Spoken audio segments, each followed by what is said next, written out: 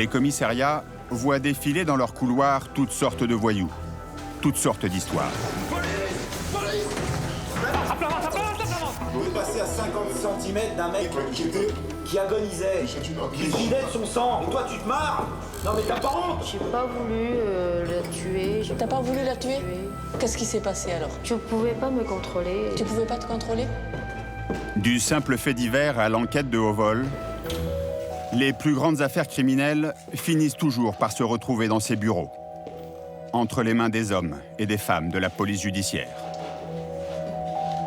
Certaines de leurs enquêtes marquent leur carrière et leur vie, à jamais. Richard Marley et Bernard Lethier se souviennent d'une enquête menée entre 1984 et 1987. L'affaire du tueur des vieilles dames, l'un des pires meurtriers de l'histoire.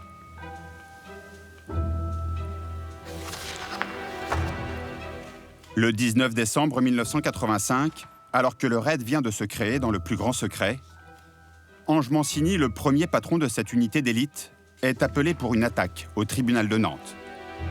3 hommes ont pris une salle d'audience en otage, en plein milieu de leur procès. 30 ans plus tard, ces grands flics ressortent leur vieux dossier.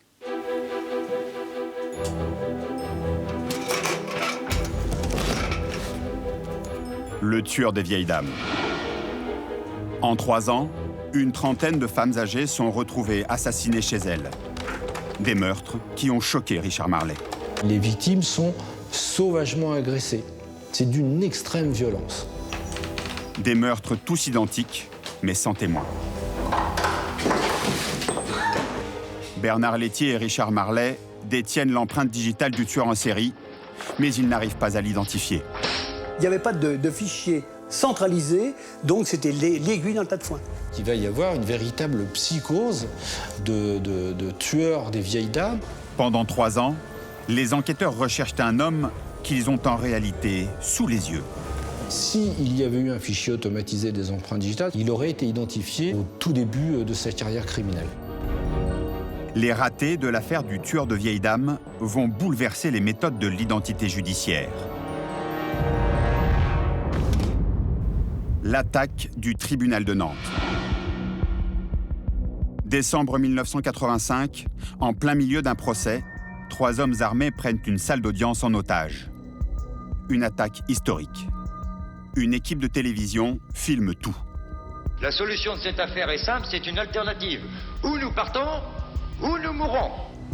C'est la toute première intervention du nouveau groupe d'élite de la police, le RAID. Ange Mancini et Robert Broussard vont mener 34 heures de négociations. Il fallait qu'on utilise les mots comme des armes. C'est une espèce de corps à corps psychologique, si vous voulez. C'est pas du cinéma. Il y a en jeu la vie de gens. L'objectif ? Éviter un bain de sang. Ce jour-là, à Nantes, il flotte comme une odeur de vacances. Nous sommes le 19 décembre 1985. À quelques jours de Noël, les magistrats du tribunal de grande instance traitent leurs dernières affaires avant les fêtes. Dans la grande salle de la cour d'assises se joue un procès presque banal de 2 braqueurs. Georges Courtois, 38 ans, dont déjà 12 derrière les barreaux, et son complice, Patrick Thiollet, 24 ans, sont accusés de tentative de hold-up dans une banque. Il est 10h30. L'avocat général requiert 20 ans de prison. Quand des coups de feu résonnent dans le hall d'entrée du tribunal. Quelques secondes plus tard, un homme surgit dans la salle d'audience, revolver en main. Il arme les 2 prévenus. Il s'appelle Karim Kalki. Personne ne bouge, pas même les policiers présents, car dans ses mains, il tient aussi une grenade.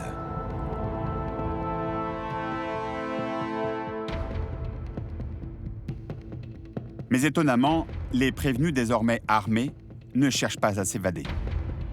Ce qu'ils veulent, c'est retenir la salle en otage.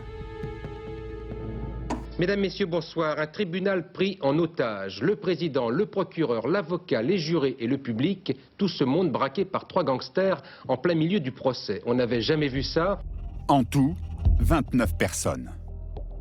Pour la première fois, le ministre de l'Intérieur ne déclenche pas l'anti-gang, mais fait appel à une toute nouvelle unité qui n'est encore jamais passée à l'action, le RAID. Cela fait à peine 3 mois que ces hommes s'entraînent en secret pour intervenir dans les situations les plus extrêmes. À leur tête, le commissaire Ange Mancini. Il ne s'attendait pas à passer si vite à l'action. Comme on était au début du mois de décembre, j'avais dit à tout le monde, bon, vous rentrez chez vous, vous prenez quelques jours, vous vous reposez, et c'est là où se déclenche effectivement l'opération. Et très vite, 2 heures plus tard, on est prêt à partir. 14 heures, des forces de police importantes prennent position autour du palais de justice. 15 heures, les spécialistes du RAID arrivent sur les lieux. Les tireurs d'élite se placent au point stratégique, sur les toits et sur la verrière qui surplombe la salle d'audience. On a sur place tous les services de police, parce qu'il y a les services de sécurité publique qui font un périmètre de sécurité. Nous, on va mettre en place un périmètre d'intervention qui est exclusivement réservé au RAID. C'est maintenant devenu une procédure classique. Pour nous, là, à ce moment-là, c'était la première fois, quoi. Curieusement, à l'intérieur du tribunal, les preneurs d'otages sont plutôt détendus. Ils invitent même une équipe de FR3 à les rejoindre. À ce moment, la prise d'otage prend une autre tournure. Leurs revendications ne sont pas encore claires, mais Georges Courtois, le leader, entame un numéro de provocation. Ça s'appelle des grenades défensives quadrillées, voyez-vous. Par conséquent, l'intervention de la police dépassera largement le cadre de cette cour d'assises. Il faut bien s'attendre à une répression vraiment insensée pour le cas où ces messieurs se sentiraient une âme héroïque. Puis il se poste devant les jurés et, revolver en main, il les défie. On vient tranquillement condamner les gens et puis on s'aperçoit que ça se passe pas comme ça. Hein? J'aimerais bien savoir quel effet ça vous fait d'être venu pour juger quelqu'un et finalement de vous retrouver en position d'être jugé à votre tour. Qu'est-ce que ça vous fait? Hein? Madame? Courtois est quelqu'un un peu voyou, anarchiste, qui a passé la moitié de sa vie en prison. Hein. C'est quelqu'un qui est assez intelligent, qui parle bien. Il a un beau langage, il a une allure, il parle bien, il impressionne. Je pense que dans la prison, c'est quelqu'un qui peut avoir une certaine cour. Localement, il est connu par tous les magistrats qui l'ont déjà condamné. Hein. Patrick Thiollet, c'est un petit voyou aussi. On sent que c'est un petit voyou énervé, mais avec beaucoup de potentiel comme voyou. Hein. On le sent tout de suite. Calki, c'était un peu du même ordre. Hein. Je crois qu'ils se sont connus en prison et que c'est ce qui a fait un petit peu cette aura. Ce que veulent ces 3 hommes, c'est un coup d'éclat médiatique. Leurs revendications sont politiques. Georges Courtois, l'anarchiste, réclame de meilleures conditions de détention. Il veut surtout voir sa femme et ses enfants au parloir, ce qui lui est refusé depuis plusieurs années. Karim Kalki est plus confus. Face à la caméra de télévision, il veut sensibiliser l'opinion publique sur le sort des Palestiniens. Mais il n'a pas vraiment de revendications. En revanche, il menace de faire exploser plusieurs bombes. Sachez bien, il y a des amis d'or qui traînent là dans les rues de Nord. À Paris aussi. Mais vraiment, vous allez entendre ce soir des choses terribles. Maintenant que leur message est passé, tout le monde attend, inquiet, la suite de leur plan. Pour le patron du RAID, l'enjeu est de gagner du temps, faire libérer un maximum d'otages. Ange Mancini fait installer un téléphone dans la salle d'audience pour débuter les négociations. Maître Taupier, l'avocat de Courtois, présent dans la salle, sert d'intermédiaire entre l'intérieur et l'extérieur.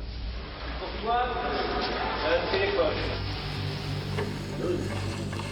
On commence à essayer d'évaluer les possibilités de faire libérer des gens qui sont malades, qui sont jeunes. En fait, ce qu'il faut, c'est créer un petit élément de confiance.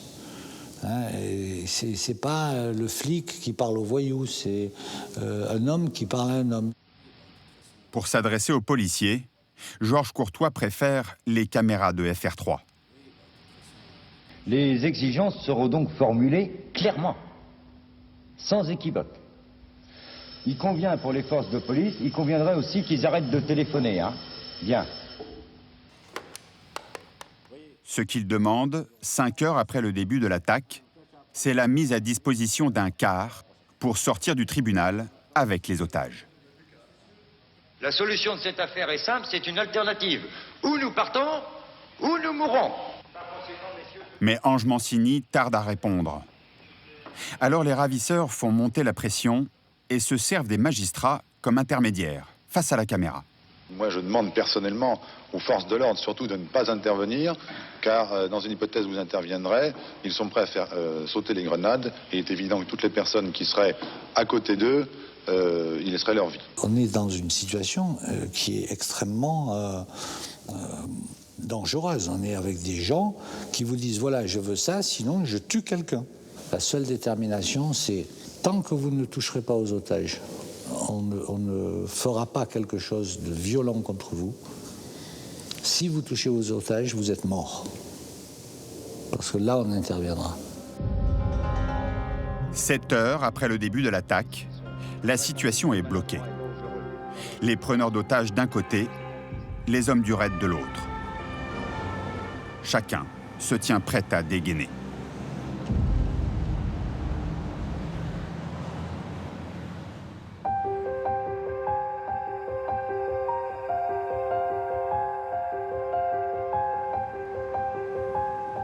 Paris, automne 1984. Montmartre est alors un quartier populaire où se mêlent toxicomanes, prostituées et personnes âgées modestes. Le 9 octobre, les pompiers sont appelés rue Nicolet, une rue calme au pied de la butte. Un incendie s'est déclenché au premier étage de ce petit immeuble décrépit. C'est l'appartement de Madame Foucault, une vieille dame sans histoire. En éteignant les flammes, les pompiers découvrent son cadavre.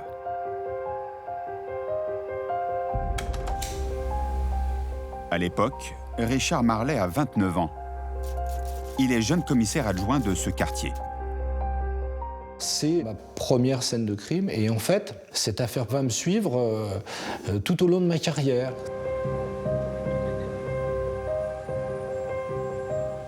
Je rentre dans ce modeste appartement. Évidemment, ce qui saute aux yeux, c'est les restes de l'incendie. Ce qui vous saute aux narines, sont les fumées. Au sol, il y a des bijoux de pacotille qui traînent un peu partout. Et dans la chambre, vous avez un canapé-lit. Et dans le canapé-lit, on voit une main qui dépasse, et c'est le cadavre d'une vieille dame.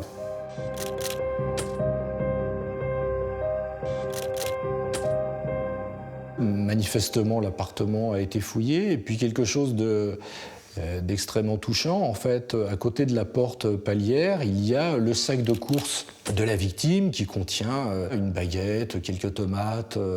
Donc manifestement, cette vieille dame a été agressée alors qu'elle revenait de faire ses courses. Ce sont des choses qui vous marquent. Disons que ce passage extrêmement brutal du quotidien, enfin, d'une vieille dame qui est partie faire ses courses et qui va mourir dans son appartement quelques minutes après. Donc ça, c'est d'une violence terrible. Ce que Richard Marlet ignore, c'est que cette scène de crime ressemble en tout point à 2 autres affaires qui se sont déroulées dans le même quartier quelques jours avant. Des vieilles dames retrouvées chez elles, étranglées et ligotées. C'est le début d'une longue série de meurtres dans le 18e arrondissement. Bonsoir. Pour la 6e fois en moins d'un mois, de vieilles dames ont été assassinées à leur domicile à Paris. Marthe Hervé a été ligotée sur une chaise, son appartement fouillé de fond en comble, seul l'argent liquide a disparu. Chaque fois, la personne âgée est suivie jusqu'à chez elle. Chaque fois, c'est l'argent qui disparaît. La porte n'a pas été fracturée. Quand elle a été attaquée, la vieille femme n'a probablement pas vu son agresseur. Le mode opératoire est toujours le même. Des femmes très âgées sont suivies jusqu'à leur porte de palier, puis poussées dans leur appartement et étranglées. La scène ne dure que quelques minutes. Dans ces assassinats qui commencent en octobre et qui se poursuivent jusqu'en décembre, les victimes sont sauvagement agressées. Vous avez une victime qui a le crâne fracassé avec une bouteille de vin. Elles ont toutes plusieurs côtes fracturées. Elles portent des ecchymoses, des cocards, enfin des bleus. C'est d'une extrême violence. L'assassin n'hésite pas à torturer ses victimes pour leur faire avouer où se cachent leurs économies.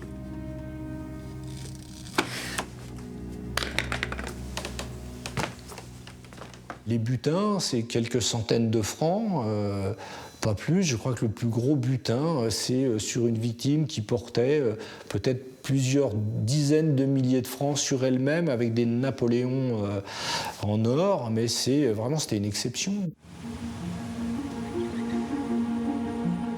Si les enquêteurs connaissent le mode opératoire et le mobile, ils n'ont pour l'instant aucun témoin pour identifier le ou les meurtriers. Mais ils ont un indice. L'empreinte d'un index a été trouvée sur 2 scènes de crime. Dès la 2e ou la 3e scène de crime, ils sont capables de dire au service enquêteur, la brigade criminelle, voilà, vous avez affaire au même assassin, puisqu'en fait, on a retrouvé 2 index droits qui sont les mêmes. Donc la brigade criminelle sait qu'en fait, elle a affaire à ce qu'on n'appelle pas encore un tueur en série. Mais cette empreinte ne correspond à aucun criminel connu du 36 quai des Orfèvres. Et les meurtres continuent à un rythme diabolique. Madame, monsieur, bonsoir. 11 vieilles dames assassinées à Paris depuis le début de l'année. La dernière avait 79 ans. Elle vivait seule comme les autres. Elle a été lâchement agressée comme les autres. Fin 1984, la psychose se répand dans le nord de Paris. 11 victimes et les enquêteurs n'ont pas l'ombre d'une piste. Commence alors une gigantesque chasse à l'homme.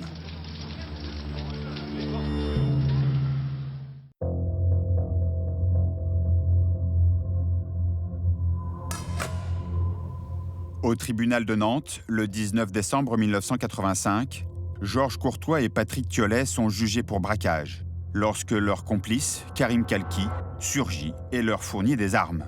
Cela fait maintenant 7 heures que les 3 hommes tiennent sous la menace de grenades et de revolvers 29 personnes en otage. C'est la toute première intervention du RAID. Les 30 policiers d'élite qui encerclent le tribunal n'ont pas le droit à l'erreur. La pression est extrême des 2 côtés. À la demande des ravisseurs, une caméra de FR3 filme tout. Quand ça tire une balle dans la tête de quelqu'un, il ne reste plus que les épaules. La tête s'en va, hein? 7 heures après le début de l'attaque, les 3 preneurs d'otages commencent à perdre patience. Le quart qu'ils réclament pour prendre la fuite n'est toujours pas là. Georges Courtois pose un ultimatum. À la minute même que j'aurais fixée pour l'expiration de l'ultimatum, si cette exigence n'a pas été formulée, un individu sera exécuté ici. Par conséquent, il est inutile de penser que cette affaire-là va se terminer par une reddition pure et simple. Et c'est hors de question. Ils avaient pensé que, puisqu'ils avaient des otages, une cour d'assises, le magistrat, machin, qu'on allait leur donner tout de suite ce qu'ils demandaient, quoi. Du pognon, et vas-y, pourquoi pas, hein. Et la princesse avec. Hein. Et pour gagner ce rapport de force, Ange Mancini a un atout. Une figure de la police l'accompagne, le préfet Robert Broussard. Ensemble, ils ont fondé le RAID. Et la présence de cette légende va jouer dans les négociations. À l'époque, c'était le célèbre Broussard avec son blouson de daim et sa barbe. C'était quelque chose. Robert Broussard, c'est le tombeur de Messrine. C'est lui qui l'a neutralisé lors d'une fusillade porte de Clignancourt en 1979. Pour Courtois, savoir que Broussard était là, c'était presque un élément de valorisation de son action, quoi, hein, c'était important. Alors, fini les négociations par téléphone. Georges Courtois demande à voir le fameux Broussard. On sentait que le type, il vivait un moment, quoi. Il était moment de gloire. Broussard, il me présente au juré et tout le truc. Voilà le tueur patenté de la police. J'en prends plein, moi je ne bronche pas. Il voulait que je lève les bras. Alors moi je lui dis, je ne leverai pas les bras devant un type comme toi. Et je dis Courtois. Et il m'appelle Monsieur Broussard. Je dis non, Broussard. Et après, c'était Georges, puis Bob. Robert, et après, il m'appelait Bob, et moi, c'était Jojo. Moi, vous voyez, ça paraît, disons, un petit peu rocambolesque, mais finalement, ça a permis d'améliorer ce contact, ces échanges. Pour négocier, les deux patrons du raid se répartissent les rôles. Comme on était habitués à travailler ensemble, je jouais les méchants et lui, plus gentil, plus conciliant, apportant les cigarettes, les sandwichs quand il le fallait. Notre objectif, c'est de les empêcher de sortir, parce que c'est beaucoup plus compliqué ensuite d'essayer de les rattraper. Quand ils sont dans un lieu confiné, on peut mieux discuter, on peut mieux réagir. C'est donnant-donnant. Le quart, en échange de quelques otages. On avait imaginé d'abord d'obtenir le retrait des étudiants. Pourquoi? Parce que je n'ai rien contre des gamines de 15-16 ans, mais s'il y en a une qui se panique, qui fait sa crise de nerfs, les autres peuvent suivre. Donc on voulait soustraire déjà ces jeunes. Voilà. Et on avait fini par le convaincre. Le raid gagne une première manche. Les 11 étudiants sont libérés, mais il reste encore 18 otages dans la salle.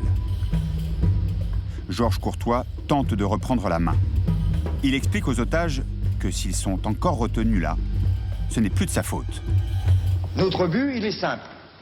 On est ici, on est prisonnier. On est pris en otage comme vous l'êtes, c'est-à-dire sous les 357 de la police, etc. Le syndrome de Stockholm s'installe chez les otages. Et scène inattendue. Devant la caméra, les jurés prennent la parole pour défendre leur ravisseur. Moi, je voudrais que la police mette le car à notre disposition, qu'on puisse sortir, c'est tout, parce que c'est uniquement la police qui nous retient ici. C'est tout. C'est la police qui sera responsable si vous arrive quelque chose, que vous en soyez témoin. Si vous arrive quelque chose, qu'on ne sort pas vivant, que ce soit le capitaine Broussard ou je ne sais trop quoi qui est responsable de ça. Qu'est-ce qu'ils font parlementer pour ne rien ordonner? De toute façon, moi j'ai confiance en ces hommes. Jusqu'à présent, ils ont tenu leur parole. Et notre seule chance de salut, c'est de partir avec un camion et nous le relâcherons. On en est aussi sûr que la parole du préfet de police. Il y a une espèce de syndrome de Stockholm qui se met en place, qu'on connaît bien, mais qui joue aussi, et c'est là-dessus où on joue, entre les preneurs d'otages et les otages. C'est-à-dire qu'eux-mêmes, plus ils connaissent les gens, plus on les fait s'occuper d'eux, plus on s'aperçoit que finalement il y a un courant qui passe et que c'est beaucoup plus difficile d'aller au bout que ce qu'on imaginait.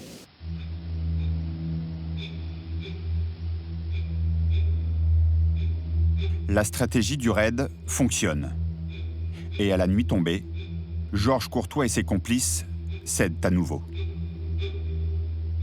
22 heures. 2 jurés malades sont libérés et évacués en ambulance. 3 heures du matin, 20 décembre, le car réclamé pour le départ est stationné près du palais.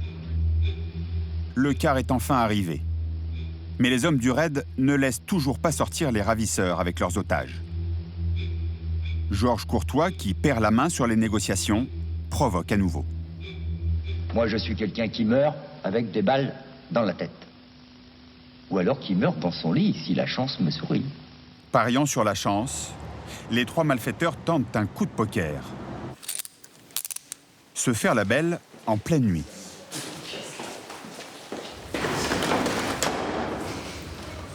Mais une fois dans la salle des pas perdus, il a fallu là qu'on réagisse, et il y a une bonne idée qui est venue. C'est-à-dire qu'on les a laissés sortir, ils venaient de la lumière, et on a tout éteint. C'est-à-dire qu'ils se sont retrouvés dans le noir. Il y avait les gens du raid qui avaient été sensibilisés, c'est-à-dire qu'ils devaient se déplacer d'un pilier à l'autre. Il y avait des ombres furtives qui se baladaient, etc. Et surtout le silence total, total. Jusqu'au moment où les types se sont mis à hurler « Lumière, lumière !» Et ils sont rentrés, ils avaient eu la trouille, quoi, il y a là. Cet échec échauffe encore plus les esprits. Karim Kalki, à bout de nerfs, lance une ultime menace. Je vais me flinguer et je vais jeter cette grenade. J'ai encore une autre ici, là. Je préfère quand même ne pas partir tout seul, ne pas mourir tout seul. Au moins 4 personnes, ça me fait du bien. D'accord? Bon, ça a assez traîné, ça suffit, parce que ma patience personnelle a des limites. Après 24 heures d'attente et de négociations, épuisés, les preneurs d'otages deviennent incontrôlable.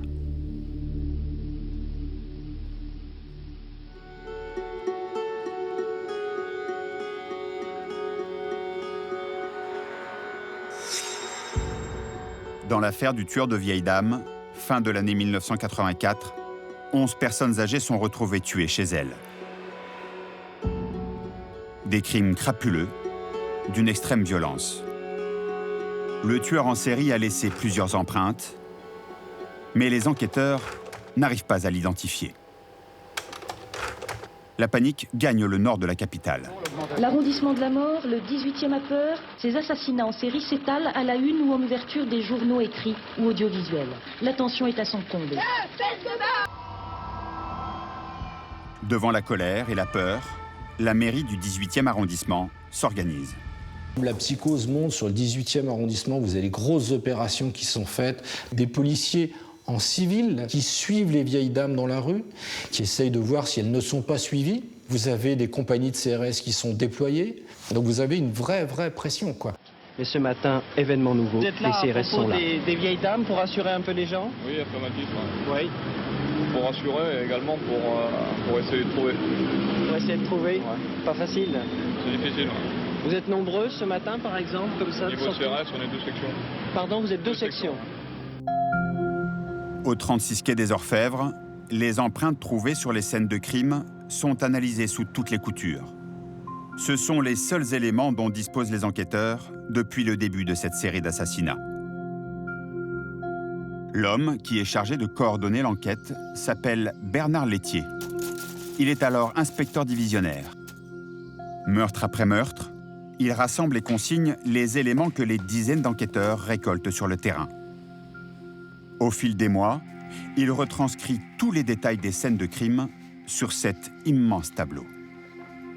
L'enquête vire à la chasse à l'homme pour trouver celui que l'on surnomme désormais le tueur de vieilles dames. Puisque ces empreintes ne correspondent à aucun meurtrier déjà fiché, Bernard Laitier n'a plus qu'une solution, miser sur la chance en le traquant dans la rue. On va faire des opérations sur la voie publique. Contrôle d'identité, une bonne centaine de personnes, comparé avec notre fichier, négatif. On va faire des descentes dans 4 hôtels sur le 18e. Une centaine d'interpellations à chaque fois, négatif. Des centaines d'empreintes digitales atterrissent entre les mains des équipes de l'identité judiciaire, qui s'ajoutent aux milliers d'autres qu'ils ont déjà à comparer dans leurs fichiers. Le travail est titanesque. À l'époque, tout se fait à l'œil nu.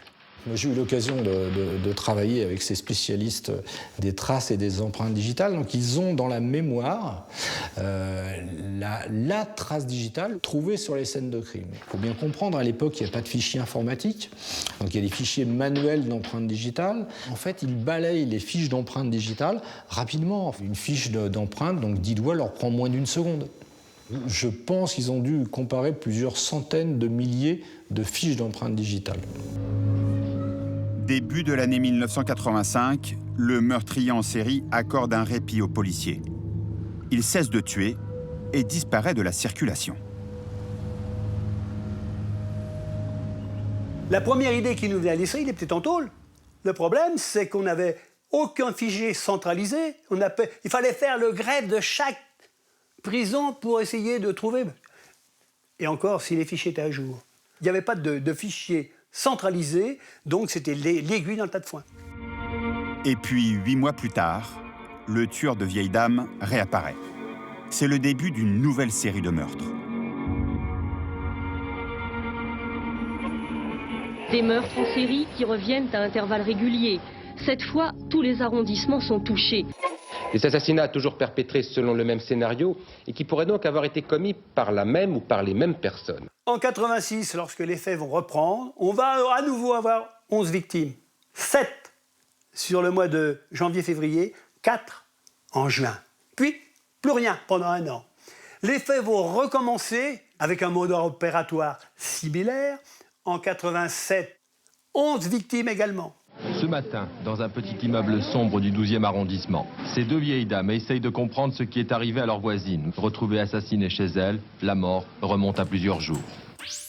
Mais après 3 ans d'échecs et 33 victimes, la chance se range enfin du côté des enquêteurs. Car lors des dernières agressions, le tueur de vieilles dames n'est plus aussi méthodique. Sur les 11 victimes, 6 sont laissées pour mortes et vont survivre. Enfin, nous allons avoir des témoins visuels, non seulement témoins visuels, mais fiables. Les policiers peuvent enfin mettre un visage sur ce tueur en série qui terrorise la capitale.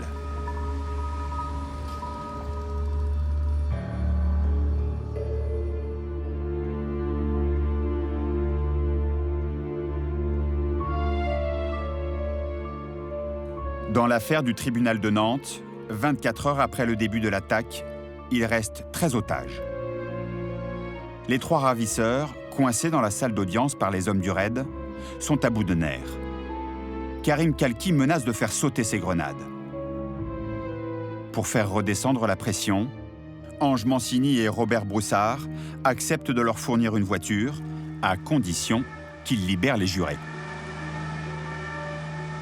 20 décembre, les 9 derniers jurés sont libérés. Il ne reste plus que les 4 magistrats entre les mains de Courtois et de ses complices. Devant le tribunal, des centaines de journalistes du monde entier pointent leur objectif vers les marches du palais. 14h30, Georges Courtois apparaît entre les colonnes avec le président de la Cour menotté à son bras.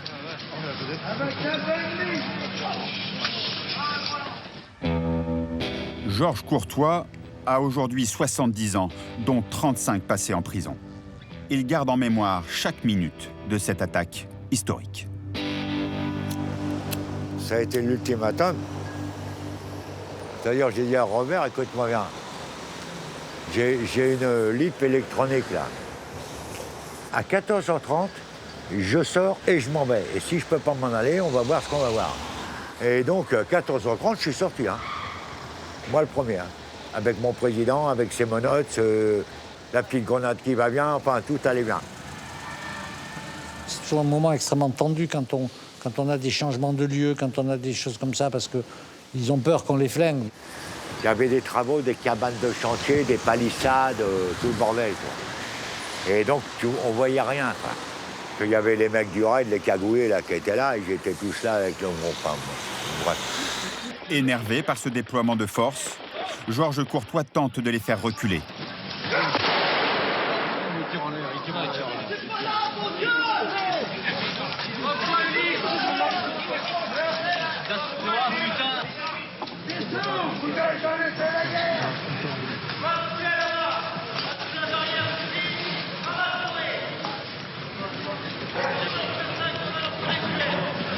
Plantez-vous là, et bougez plus les mecs. Là, il tire à deux mains les mecs. Il tire à deux mains les gars.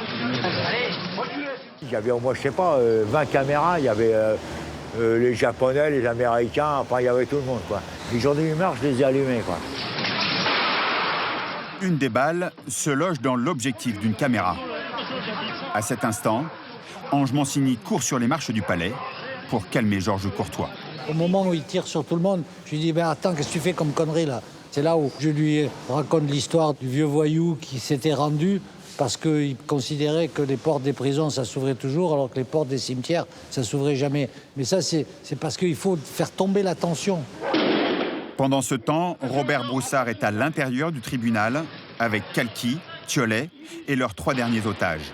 Kalki était déchaîné. Il avait la baffe, il avait le Coran à la ceinture, il jurait sur le Coran qu'il ne se rendrait pas, qu'il ne partirait pas, qu'il voulait se faire auto-exploser, etc. L'autre guignol, Thiollet, lui, il suivait. Et il a tiré des coups de feu dans le hall. Bon, et l'autre, Kalki, voulait que je me mette le long du mur, à titre d'exemple, de me descendre. Et puis alors là ça était chaud. Hein. Là, c'était très, très chaud. Là. Pour la première fois, Robert Broussard et Ange Mancini n'ont plus les cartes en main. À cet instant, tout n'est qu'improvisation. Karim Kalki sort 2 otages menottés à ses côtés. Enfin, Thiollet, le 3e malfaiteur, cigarette aux lèvres, il affiche une fausse décontraction. Extraordinaire moment de tension, le drame peut éclater à tout instant.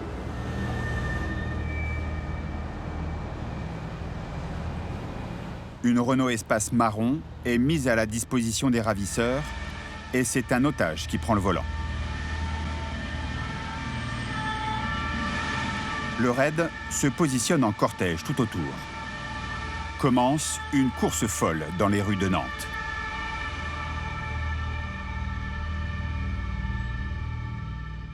Là, on est encore dans le truc, parce qu'on ne sait pas où on va, ce qu'on va faire, parce que ça va craindre peut-être.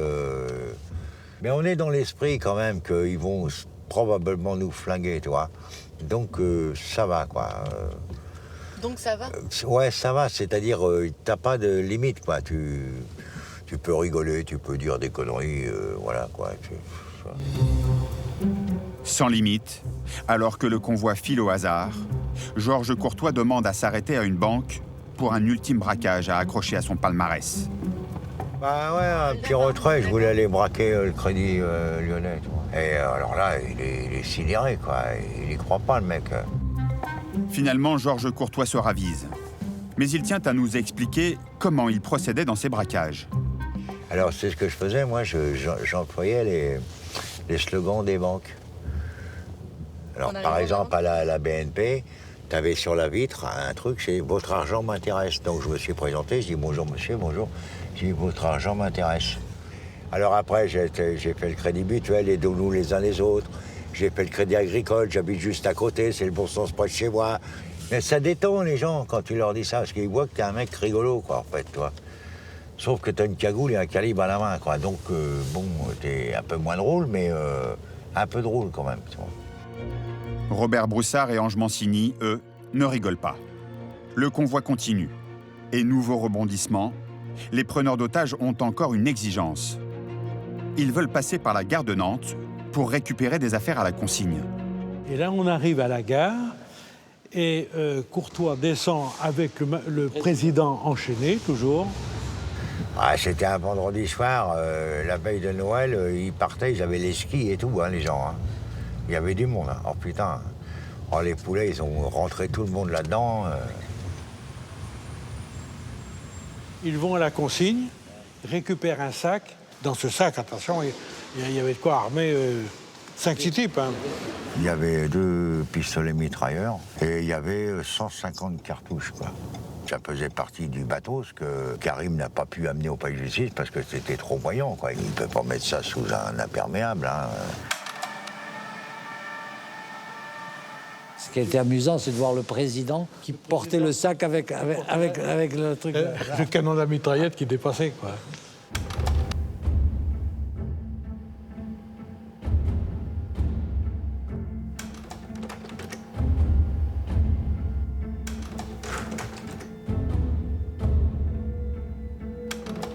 À un moment, il se fâche parce que Courtois, il est toujours à faire son cinéma, machin, vous voulez discutailler et tout. Alors, on était là, on remontait pas dans les voitures.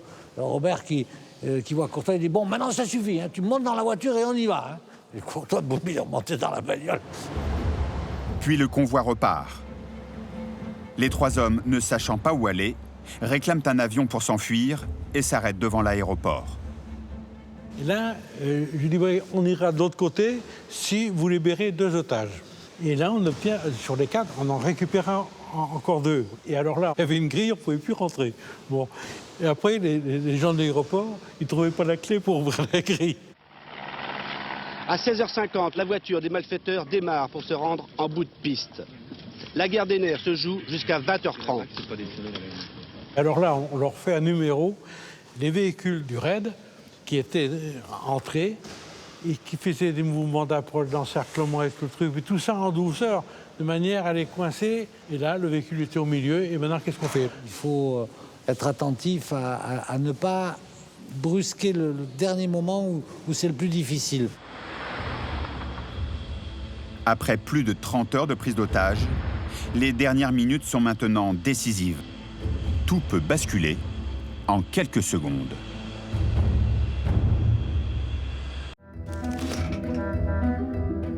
Le tueur de vieilles dames en est maintenant à 33 victimes. Les policiers semblent incapables d'arrêter ce sordide compteur. Mais après 3 ans de frénésie meurtrière, le tueur en série n'est plus aussi méthodique. Ses dernières victimes ont survécu à ces agressions. Il m'a basculé sur le lit, alors tout... Est-ce qu'il vous a attaché? Oui, les pieds et les jambes, avec des fils électriques. Comment vous le décririez, vous? Ça a 20-25 ans, pas mal bâti, assez fort. Grand? Grand, oui, peut-être 1m70, 1m80, je sais pas. Sur les 11 victimes, 2 au moins vont nous donner des éléments très fiables qui vont nous permettre de dresser un portrait robot de l'auteur.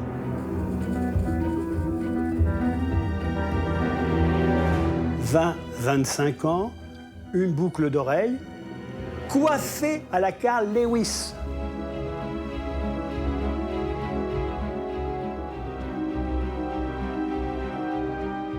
Toute la police judiciaire va être informée et tout le monde se promène pratiquement avec le signalement. Et donc, évidemment, les gens qui se promènent sont des policiers comme moi, qui sont policiers aussi le samedi et le dimanche. Donc, quand ils vont faire leurs courses, regardent les gens. Et le 2 décembre 1987, l'affaire s'accélère. Grâce à un hasard inespéré et l'œil acéré d'un policier dont le surnom ne s'invente pas. Francis Jacob, dit La Foudre, commissaire dans le 10. Contrôle d'identité. Le commissaire Jacob rassure l'homme en lui signifiant que c'est un banal contrôle d'identité. Mais une fois au poste, ses empreintes sont relevées et envoyées immédiatement à un expert de l'identité judiciaire. Dès qu'il voit l'impression sur l'encre de la plaque de l'index, il sait qu'en fait, il a le propriétaire des traces de la première série d'infractions. C'est l'homme qu'on recherche depuis 3 ans. Il s'appelle Thierry Paulin. Thierry Paulin est un paumé de 24 ans. Ballotté entre un père et une mère divorcés qui le rejettent, le jeune homme s'est construit tout seul. À 19 ans, sans diplôme, il se dégote un job de serveur en extra au Paradis Latin.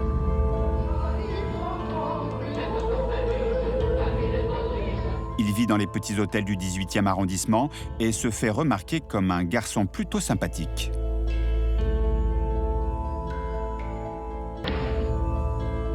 Thierry Paulin est surtout un oiseau de nuit. Il est connu dans la plupart des boîtes de Pigalle. Un monde interlope, où il se fait vite une petite réputation de fêtard et de flambeur. Quelques jours avant son arrestation, il organise même une fête mémorable pour ses 24 ans. Oui. Il fait profiter tout le monde, il organise des fêtes. Personne ne s'interroge de savoir d'où viennent les fonds. Des gens tombent des nues après. On le voit ici au bras de jolies filles. Mais Thierry Paulin préfère les hommes. Pour arrondir ses fins de mois, il se produit parfois comme chanteur travesti. Il avait même de grands projets dans ce milieu. Grâce à une connaissance, il obtient un rendez-vous avec la chanteuse Line Renaud. Il était venu me voir parce qu'il avait l'idée de montrer pour les boîtes de nuit, pour les cabarets de Paris, la même chose que les Césars. Et je suis arrivée en retard à mon rendez-vous. Et donc c'est ma maman qui l'a reçu. Et quand j'ai dû dire à Thierry Paulin qu'il avait une très bonne idée, mais que je ne pouvais pas l'aider, ma mère a dit « c'est dommage, il est gentil ». Confondu par ses empreintes digitales, le tueur en série aux 33 agressions et meurtres est transféré au quai des Orfèvres, où il se retrouve face à Bernard Lethier. Vous imaginez un monstre, puis vous avez devant vous un être humain. 7 heures après son arrestation, Thierry Paulin ne cherche pas à nier et passe aux aveux. Il fallait bien que ça arrive un jour ou l'autre. Je penserais bien que je me ferais arrêter et que j'aurais à m'expliquer. Je reconnais effectivement avoir agressé non pas une personne âgée, mais de nombreuses de la fin de l'année 84 jusqu'à ces jours derniers. Il est assez insaisissable. Il y a des choses qu'il reconnaît facilement et il y en a d'autres qu'il ne veut pas reconnaître. Parmi les meurtres qu'il ne reconnaît pas, il y a celui d'une vieille dame étouffée à l'aide d'un sac plastique. Je lui présente la photo avec cette victime. Il ne veut pas la reconnaître. On a le sentiment que le fait de l'avoir étouffée avec un sac plastique, c'est plus horrible que l'avoir étranglé avec ses propres mains. Et là, on a des paluches, on a des empreintes digitales. Il ne peut pas la nier, celle-là. Il ne la reconnaît pas. Cela fait 3 ans que Bernard Lethier attend de se retrouver face à lui. 3 ans qu'il prépare son interrogatoire. 3 ans qu'il ne comprend pas pourquoi Thierry Paulin a fait souffrir une vieille dame plus que les autres en lui faisant avaler de la soude caustique. Bernard Lethier met au point un scénario dont le résultat va au-delà de ses espérances. Toutes ces scènes de crime sont horribles. Mais il y en a qui le sont encore plus que d'autres. Celle-là, elle m'a particulièrement marqué. Suite à cette affaire, je me suis procuré un flacon d'Estop que j'ai rempli d'eau et que j'ai posé sur un meuble bas dans mon bureau. Je voulais croiser son regard au moment où il verrait ce flacon. Et puis on continue à discuter avec Paulin, et puis subitement je fais semblant de me fâcher. Et ça, qui c'est? Et je sors mon flacon d'Estop, pose sur le dos. Et ça, qui c'est? C'est pas moi. Qui c'est? C'est Jean-Thierry Mathurin. C'est ainsi qu'il nous balance Jean-Thierry Mathurin, son complice dans les affaires de 84 du 18e arrondissement. Avec cette révélation, l'enquête prend une tournure inattendue. Bernard Lethier se retrouve avec un deuxième tueur en série et celui-ci est encore en liberté.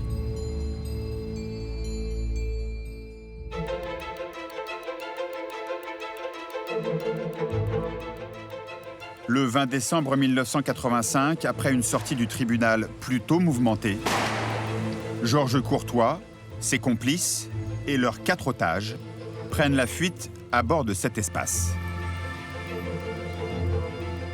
S'ensuit une course rocambolesque dans les rues de Nantes.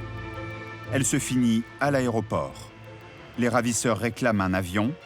Après 30 heures de guerre des nerfs, c'est le statu quo. L'aéroport a été évacué. Les 30 tireurs d'élite du raid se mettent en place.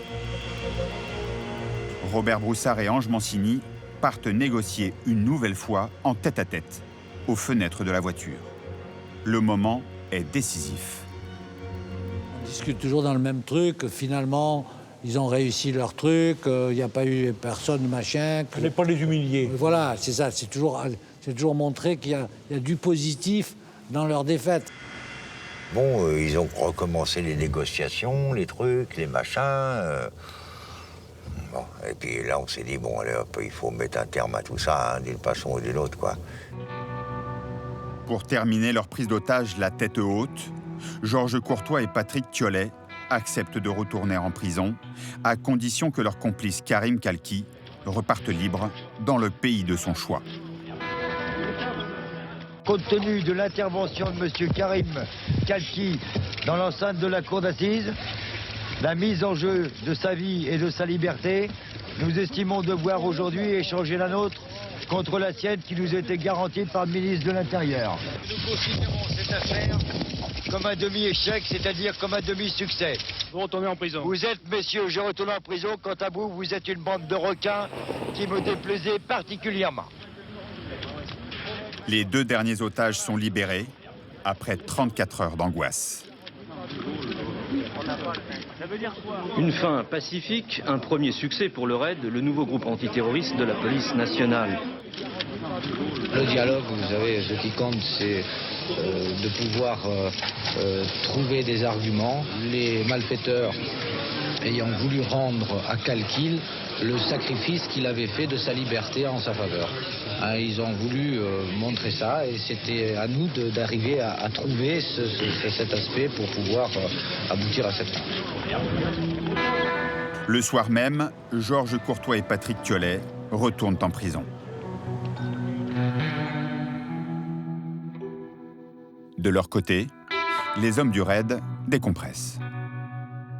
Après, on va bouffer une pizza, parce que c'est le côté cohésion. Tout le monde était vraiment très fier d'avoir réussi cette première opération, qui était une opération magique, quoi, hein, parce qu'on venait de faire une formation et on a le cas pratique juste derrière, quoi, extraordinaire. Parce qu'en fait, on faisait de la négociation comme M. Jourdain faisait de la prose, quoi, on n'en savait rien. Karim Kalki n'a pas le temps d'aller bien loin. Il est arrêté 15 jours plus tard est condamné à 20 ans de prison, comme Georges Courtois. Patrick Thiollet, lui, prend 14 ans derrière les barreaux. Pour Georges Courtois, cette prise d'otage était avant tout un message adressé aux politiques afin qu'ils améliorent les conditions des prisonniers.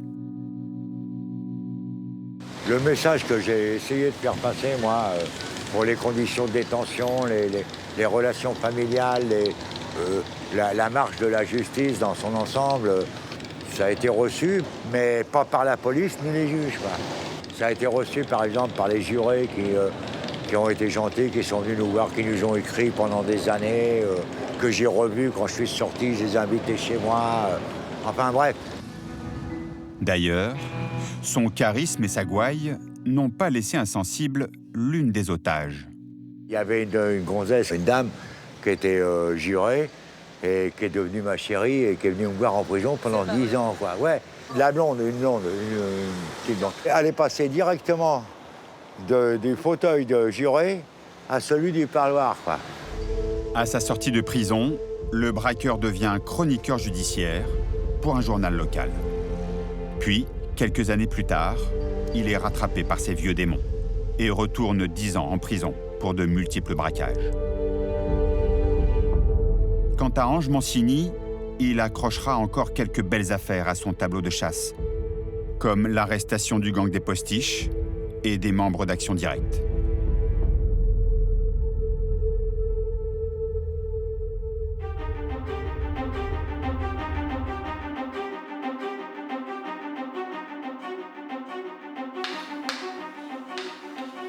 À Paris, le 2 décembre 1987, les policiers tiennent enfin le tueur de vieilles dames. Il s'appelle Thierry Paulin. En quelques heures, il avoue 21 meurtres, mais ce n'est pas tout. Il révèle aux policiers qu'il avait un complice lors de la première série de crimes. Il s'appelle Jean-Thierry Mathurin. À cette époque, les deux hommes étaient amants.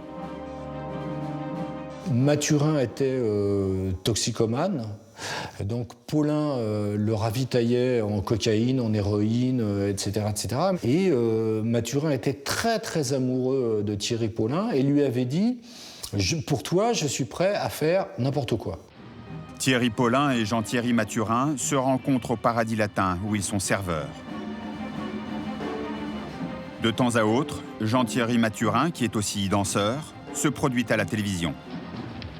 On le voit ici à droite de l'image, dans une émission de 1987, quelques mois avant son arrestation.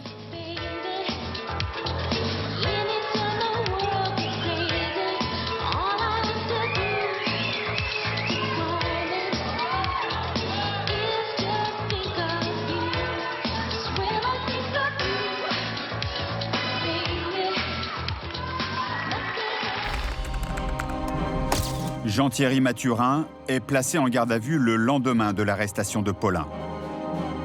C'est à ce moment-là que Bernard Lethier apprend que par 2 fois, il aurait pu mettre fin à cette série d'assassinats. La première fois, c'était en 1985, quand les deux amants lui expliquent pourquoi, après avoir tué 11 vieilles dames, ils mettent fin à leur folie meurtrière. J'ai appris par les médias que nos signalements et nos empreintes étaient en possession de la police. Nous avons décidé de quitter la capitale et nous nous sommes rendus à Toulouse où nous avons monté un spectacle.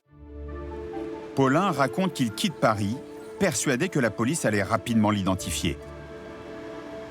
Effectivement, ces empreintes sont connues de la police judiciaire de Toulouse depuis un vol avec violence commis à l'âge de 18 ans. Comment les experts du Quai des Orfèvres ont-ils pu passer à côté de cette empreinte ?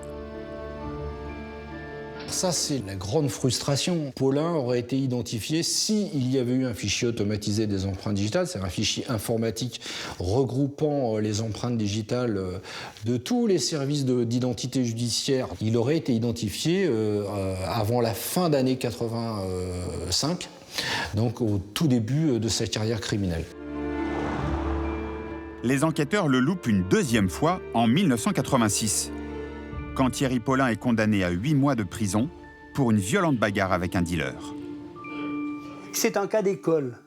Le magistrat va recevoir Paulin, va le mettre sous mandat d'écrou sans que ses empreintes ne soient prises. C'était le seul cas. Donc, en 86, si ces empreintes avaient été prises, eh bien, on n'aurait pas eu la série de 87. On avait 20 à 25 ans de retard sur les méthodes de révélation, sur les fichiers, sur les techniques de scène de crime, enfin voilà. Ce qu'il y a de sûr, c'est que l'affaire Paulin a accéléré la mise en place du fichier automatisé des empreintes digitales et qu'après, dès lors qu'on sait en tirer les leçons, on ne peut qu'accélérer en disant plus jamais ça. Mathurin, lui, écope de la perpétuité en 1991 pour complicité dans 7 meurtres. Il a été libéré en 2009.